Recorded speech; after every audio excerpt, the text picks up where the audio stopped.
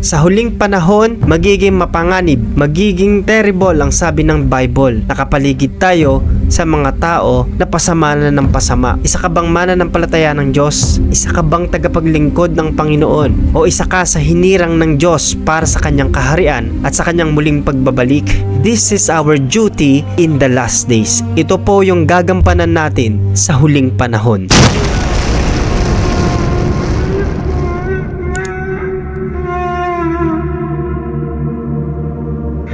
Kailangan ipangaral natin ang tinanggap nating salita ng Diyos. Ipangaral natin yung ebanghelyo ni Kristo, yung nakakapagbigay ng kaligtasan sa lahat ng tao. Ipangaral po natin ito sa kinapal. Ipangaral natin ito sa mga kakilala natin, kaibigan, pamilya, katrabaho, at sa araw-araw na mga kasama po natin.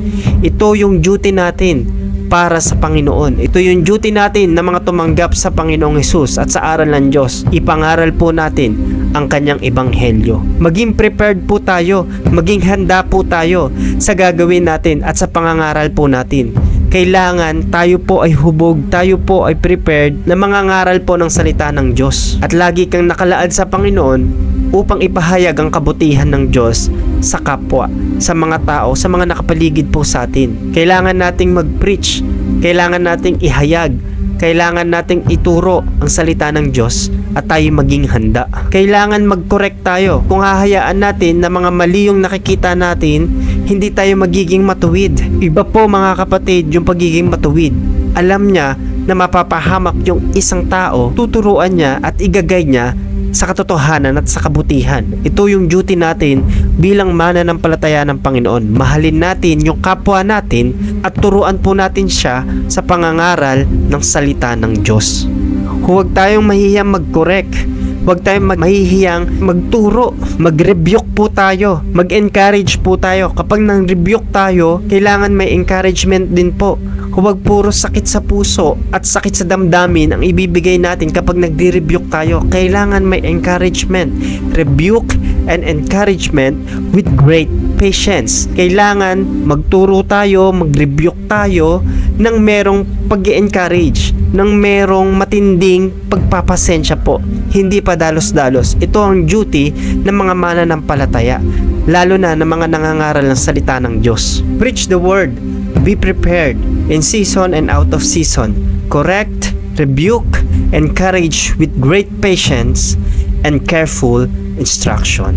2 Timothy chapter 4 verse 2, ipangaral mo ang salita ng Diyos, pagsikapan mong gawin iyan sa panahon man o hindi. Himukin mo at pagsabihan ng mga tao at palakasin ang kanilang loob sa pamamagitan ng matyagang pagtuturo. Ito po yung gagawin natin. Mangangaral po tayo ng merong katyagaan. Kasi ang mga tao magiging makati na po ang tainga sa katotohanan.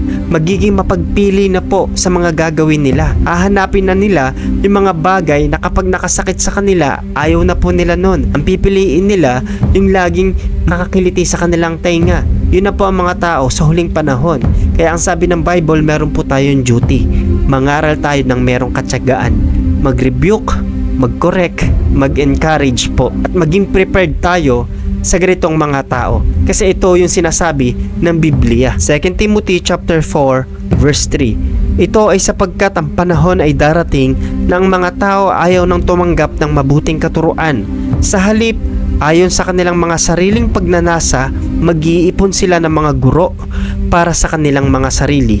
Magtuturo sila kung ano ang nais ng kanilang makakateng tenga. Pinagpiprepare tayo ng Biblia o ng salita ng Diyos sa pangangaral dahil sa mga tao. Dahil ayaw na nilang tanggapin ang katotohanan. They will reject the truth. Pupunta na sila sa mga gawa-gawa at haka-hakang aral at turo ng mga tao, sa mga kathang isip, sa mga myth. 2 Timothy chapter 4 verse 4, they will reject the truth and chase after myths. Hindi na sila makikinig sa katotohanan, sa halip ibabaling ang kanilang pansin sa mga kathang isip. Kailangan natin ng maayos na pag-iisip sa lahat ng sitwasyon. Have a clear mind. Kailangan po natin ito sa pangangaral ng salita ng Diyos. Magkaroon po tayo maayos at wastong pag-iisip sa lahat ng sitwasyon, sa mga pagsubok, sa mga bagay na hindi inaasahan at lalo na sa pangangaral ng salita ng Diyos. But you should keep a clear mind in every situation. Endure hardships. Don't be afraid of suffering for the Lord. Magtiis tayo sa mga paghihirap natin sa paglilingkod sa Diyos. Hindi tinatago ng Panginoon na hindi na tayo dadaan sa mga pagsubok, sa mga sakit, sa mga bagay na makakapagpabagsak po sa atin at makakapanghina ng loob sa atin. Endure hardships. Ito ang sabi ng Biblia. Maging matatag po tayo. Tayo po ay magpakatatag sa mga pinagdadaanan natin. Bilang mga mananampalataya, mga mangangaral ng Diyos, tayo po ay maging matatag sa mga pagsubok. Kasi alam ng Diyos na dumadaan tayo sa pagsubok, dumadaan tayo sa mga mahihirap na sitwasyon. At ito yung dapat nating gawin. Isa sa duty po natin, magpakatatag po tayo. Endure hardships.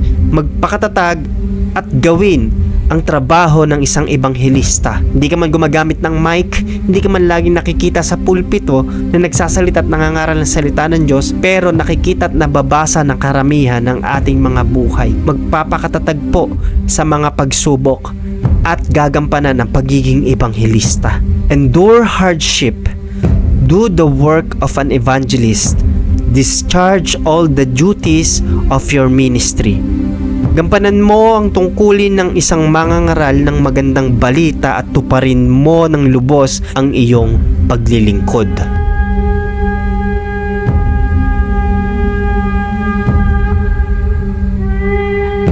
Wala pong nagsasabi na madali lang ang buhay at walang nagsasabi na madali lang gampanan ang pagiging Kristiyano o ang pagiging lingkod ng Diyos. Ito'y dadaan sa mga pagsubok, ito'y dadaan sa mga bagay na makakapanghina sa atin. Dahil si Kristo mismo, naranasan po ito. Nung siya'y nagkatawang tao, naranasan po niya ang mga paghihirap, naranasan niya ang temptation, naranasan po niya mga kapatid na mahirapan. At bilang tagapaglingkod ng Diyos at bilang mananampalataya ni Kristo, umaasa ang Panginoon na tayo magpapakatatag at gagawin natin yung duty po natin. Kasi si Jesus, napagtagumpayan na po niya yan lahat. At sabi ng Panginoon, tayo higit pa sa mga mananagumpay.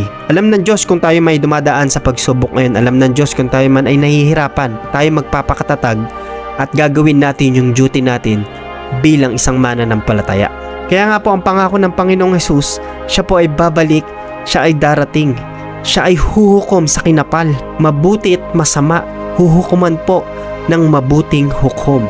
The right judge. Naglilingkod tayo ng mahirap, dumadaan tayo sa mga persecutions, sa mga circumstances. Jesus will judge all the people.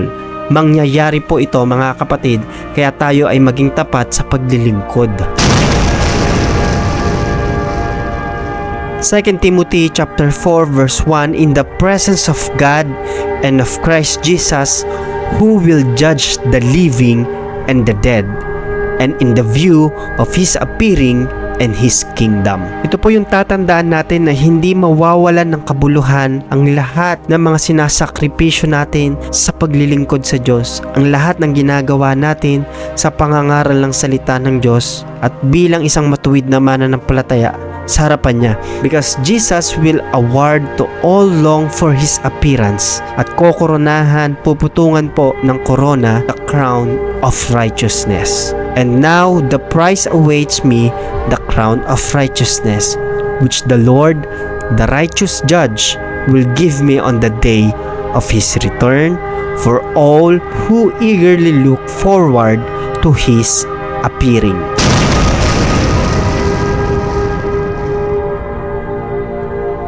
Gusto kong sabihin sa iyo to kapatid, na maraming magpapahina ng loob mo sa paglilingkod sa Diyos. Maraming magpapabagsak sa iyo ng mga pagsubok para mawala ka sa pananampalataya.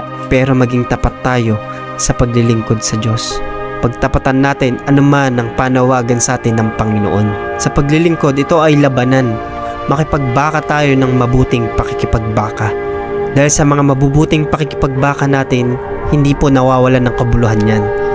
Tayo ay huhukuman ng Diyos at puputungan the crown of righteousness. Tulad ng ginawa ni Paul, he fought the good fight of faith. Nakipaglaban siya ng mabuting pakikipaglaban sa pananampalataya. Finish the race. Ang mahalaga mga kapatid, kung paano natin tapusin. Kailangan matapos po natin ito. Ang labanan po dito ay kung paano natin tatapusin ang paglilingkod natin sa Diyos. Remain faithful. Remain in faith.